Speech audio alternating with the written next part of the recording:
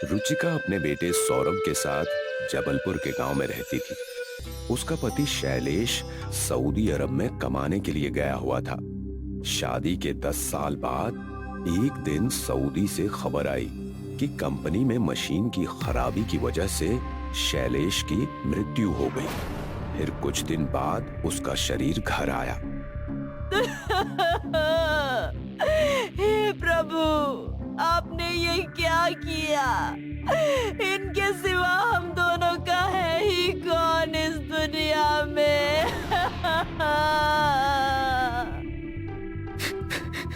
पिताजी, आप हमें क्यों छोड़कर चले गए? बेटा, तू परेशान ना हो। मैं तेरी माँ और बाप दोनों बनूंगी। उस दिन से रुचिका माँ और पिता दोनों के कर्तव्य का निर्वाह करने लगी। उसने अपने बेटे को पढ़ाने के लिए घर से ही अचार पापड़ का बिजनेस करना शुरू किया और साथ ही साथ सिलाई भी करने लगी। ऐसे ही कुछ सालों तक चला। फिर सौरभ 12वीं का एग्जाम देने लायक हो गया। माँ, तुम चिंता ना करो, मैं अब बड़ा हो गया हूँ। अब मैं तेरा सहारा बनूंगा।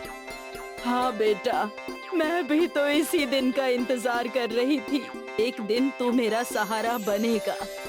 कुछ महीने बाद सौरभ 12वीं की परीक्षा देता है। फिर वो अंतिम दिन अपने दोस्तों के साथ पार्टी करके घर वापस आ रहा होता है। तभी उसकी बाइक की टक्कर ट्रक से हो जाती है, जिसमें सौरभ को गहरी चोट लग जाती है। उसे अस्पताल पहुंचाया जाता है। अस्पताल वाले उसकी माँ को फोन करके बताते हैं, आप सौरभ की माँ बोल रही हैं? हाँ, मैं बोल रही हूँ। क्यों, क्या हुआ?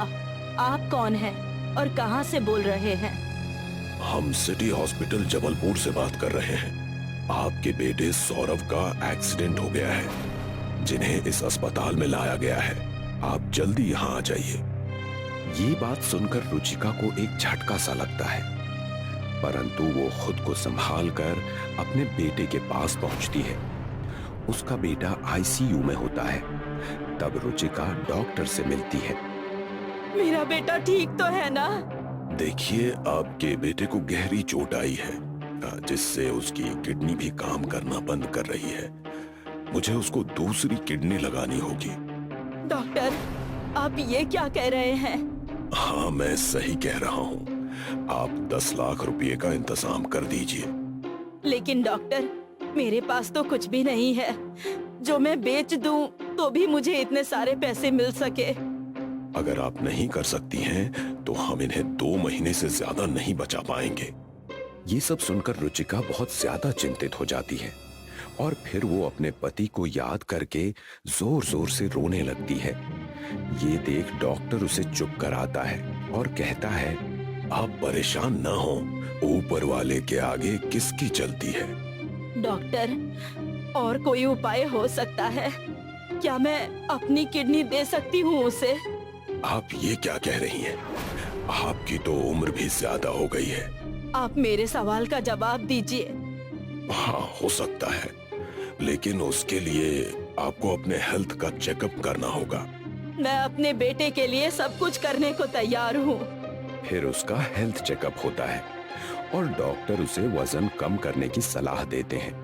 आप अपना 20 किलो वजन कम कर लीजिएगा, तो हम आपकी किडनी आपके बेटे को दे पाएंगे। ठीक है डॉक्टर, मैं आज से काम शुरू करती हूँ। आप ये भी ध्यान रखिएगा कि अब से 40 दिन का ही समय बचा है। रुचिका घर जाकर वजन कम करने का उपाय सोचने लगती है। फिर उसे जिम करने का ख्याल आता है और फिर वो अगले दिन से ही अपने आंगन में जिम करना शुरू कर देती है। ये देख गांव के लड़के बोलते हैं, अरे भाई, ये देखो, काकी को बुढ़ापे में बॉडी बनाने का शौक चढ़ा है।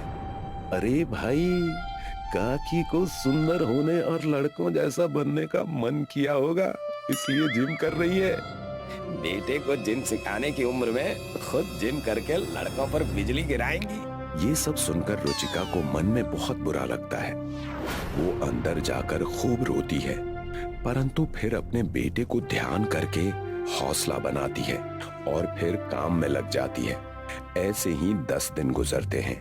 फिर एक दिन कुछ औरतें रुचिका को गांव में दौड़ते देख बोलती हैं, ये देखो, बुढ़ापे की उम्र में जिम करने चली है।